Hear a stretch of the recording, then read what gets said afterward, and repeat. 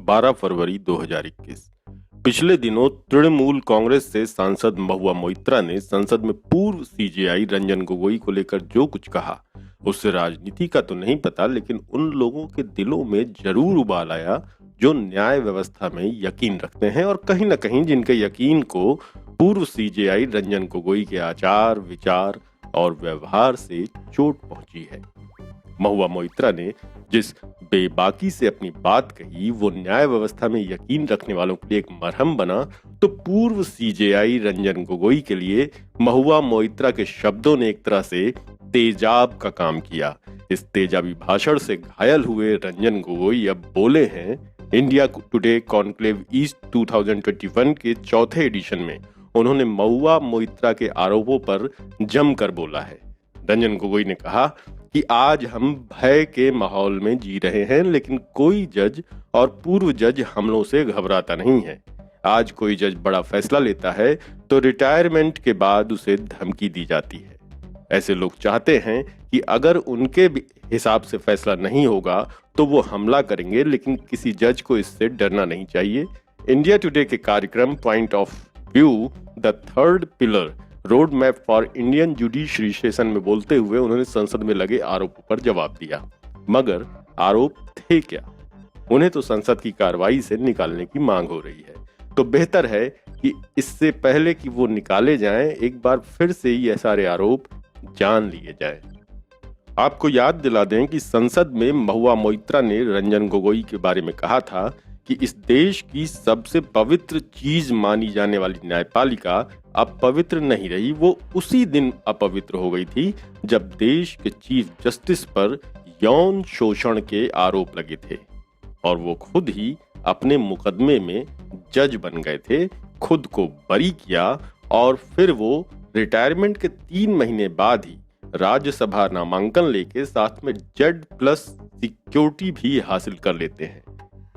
न्यायपालिका ने उसी दिन पवित्र होना छोड़ दिया था जब उसने ये महान मौका छोड़ दिया था, जो कि इससे पहले शायद कभी भी न्यायालय की सबसे बड़ी बेंच के पास नहीं आया था कि इस लोकतांत्रिक गणराज्य के मूलभूत सिद्धांत लागू हों और संविधान द्वारा दिखाए गए सही रास्ते को हम अपना सकें। महुआ मोइत्रा ने संसद में कहा था कि ये बेहद अहम है कि ना केवल मैं इससे परहेज करूं बल्कि उनको सामने रखूं, क्योंकि उन सज्जन पर यौन शोषण का आरोप मैंने नहीं किसी और ने लगाया। उस पर ट्रायल हुआ जिसमें वो खुद ही जज बने रहे। सबसे पहले तो मैं ये कह दूं, महुआ मोइत्रा ने कहा था कि सबसे पहले तो मैं ये कह दूं कि ये आरोप मेरा नहीं है और ये शर्मनाक है कि राष्ट्रपति द्वारा उस पद पर बैठाए गए व्यक्ति पर ऐसा भयानक आरोप लगे और फिर हजारों प्रवासी कामगार सड़क पर चलते हैं और आधुनिक स्वतंत्रता सेनानी जेलों में सड़ाए जा रहे हैं। महुआ मोइत्रा के इस आरोप पर पूर्व सीजेआई और अब राज्यसभा सांसद रंजन गोगोई ने कहा कि जो आरोप लगा रहे हैं उनके पास सही फैक्ट तक नहीं है। उन्होंने कहा कि संसद में एक महिला मेंबर ने आरोप लगाया, लेकिन उनकी हिम्मत नहीं है कि वो मेरा नाम ले।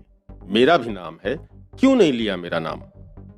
इस सवाल पर कि राफेल अयोध्या फैसलों के बदले क्या उन्हें राज्यसभा सीट मिली है, रंजन गोगोई ने कहा कि लोग कहते हैं कि मैंने बार्गेनिंग की। क्या मैं बार्गेनिंग करता तो इतनी छोटी चीज मांगता, राज्यसभा की सीट मांगता?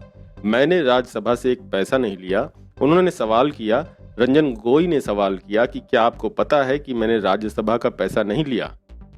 वहीं संसद में महुआ मोइत्रा ने, आपको एक बार फिर से याद दिला दें कि संसद में महुआ मोइत्रा ने कहा था कि न्यायपालिका ने उसी दिन पवित्र होना छोड़ दिया था जब उसने ये महान मौका छोड़ दिया था, जो कि इससे पहले शायद कभी भी न्यायालय की सबसे बड़ी बेंच के पास नहीं आया था कि इस लोकतांत्रिक गणराज्य के मूलभूत सिद्धांत लागू हों, बल्कि उसने प्रवासियों को सड़क पर मौत की ओर चलने दिया, हमारे सबसे अहम लेखकों, एक्टिविस्टों को जेल में सड़ने दिया और अब मूक दर्शक बनी रहती है जब एक नौजवान को मजाक करने के लिए जेल भेज दिया जाता है। संभवतः न्यायपालिका शक्तियों के विभाजन का सिद्धांत भूल गई है कि केवल और केवल संसद ही कानून बना सकती है। अगर किसी कानून में कुछ गलत है तो अदालतें उसे निरस्त कर सकती हैं या फिर उस पर असंवैधानिक होने की वजह से स्टे दे सकती हैं, लेकिन अगर ऐसा नहीं है तो अदालतों को कुछ नहीं करना चाहिए, इसका परिणाम केवल और केवल सरकार को भुगतना चाहिए। अब अगर सरकार कृषि कानून लाई है तो या तो सरकार उसे निरस्त करेगी या फिर जनता सरकार को सत्ता से बाहर कर देगी। बहरहाल इस मूक न्यायालय जैसे जिस तरह से मूक दर्शक बना हुआ है, एक नौजवान को मजाक करने के लिए जेल भेज दिया जाता है, इन सारी बातों पे रंजन गोगोई ने कुछ भी नहीं बोला और न ही इंडिया टुडे वालों ने उनसे शायद कुछ पूछा। किसानों के आंदोलन पर रंजन गोगोई ने कहा कि अगर इन सभी कानूनों को चुनौती दी जा रही है तो इस पर कुछ राजनीतिक लोगों को काम करना होगा। उन्होंने कहा कि उन्हें उम्मीद है कि अदालत कुछ रास्ता निकाल सकती है, इस पर कानूनी या राजनीतिक रूप से समाधान निकालना होगा, हालांकि ये हो नहीं रहा है। सुप्रीम कोर्ट ने कहा है कि ये लॉ एंड ऑर्डर का मामला है।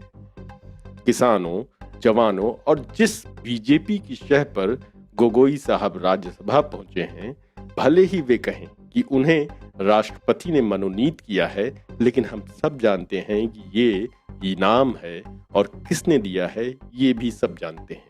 उसके लिए और उसकी बैकिंग करने आए गोगोई साहब के लिए महुआ मोइत्रा ने क्या कहा था, इसे शुद्ध हिंदी में सुनिए ताकि सनद रहे और वक्त जरूरत काम आए।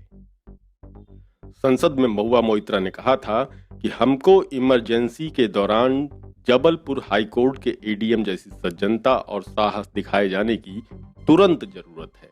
सुप्रीम कोर्ट लगातार नागरिकों को निराश कर रहा है और केवल विशेषाधिकारों और दुर्भाग्य से ही अपना संरक्षण कर रहा है।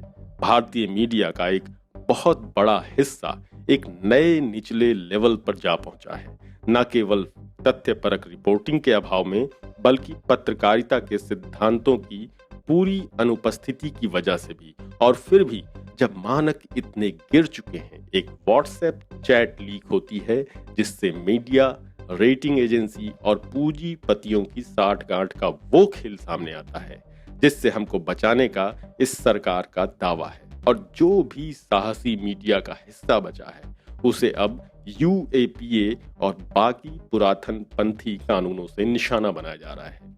आप कांग्रेस पर इमरजेंसी को लेकर तंज करते हैं, लेकिन आज भारत एक अघोषित आपातकाल में जी रहा है। लेकिन सरकार का आकलन गलत है। कायरता और साहस के बीच एक मूलभूत अंतर है। कायर केवल तभी बहादुर होता है जब शक्ति से लैस होता है। सच्चा साहसी निहत्था होकर भी लड़ाई नहीं छोड़ता है। सूरा से पहचानिए जो लड़े दीन के हित।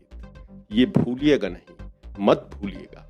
जब आप गाजियाबाद का आंदोलन स्थल पुलिस और नौकरशाही के दम पर रातों रात खाली कराने का आदेश देते हैं, आप कोई साहसी नहीं है, आप कायर हैं जो शक्ति का दुरुपयोग कर रहा है।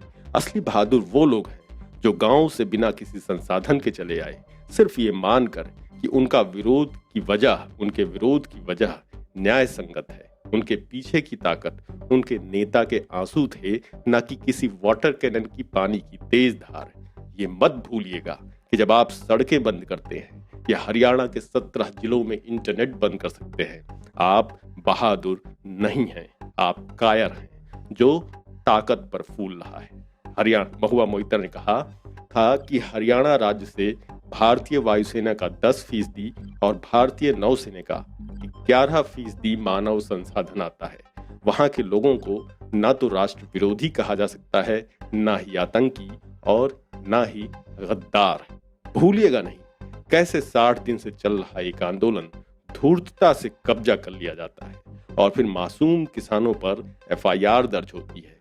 आप साहस नहीं दिखा रहे हैं, आप तब कायर हैं जो शक्ति पा गया है, आप ऐसे कायर हैं जो ताकत पा गया है। सन 1783 में बघेल सिंह और जस्सा सिंह आहलूवालिया ने तब अपनी टुकड़ियों के साथ दिल्ली को मुगलों से छीन लिया था। उनके वंशजों को उनसे साहस का सबक नहीं चाहिए जिन्होंने दिल्ली पर 2014 में ही कब्जा हासिल किया है।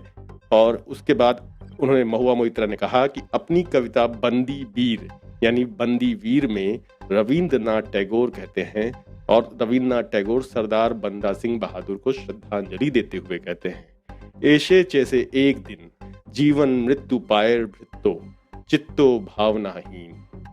वो दिन अब आ चुका है।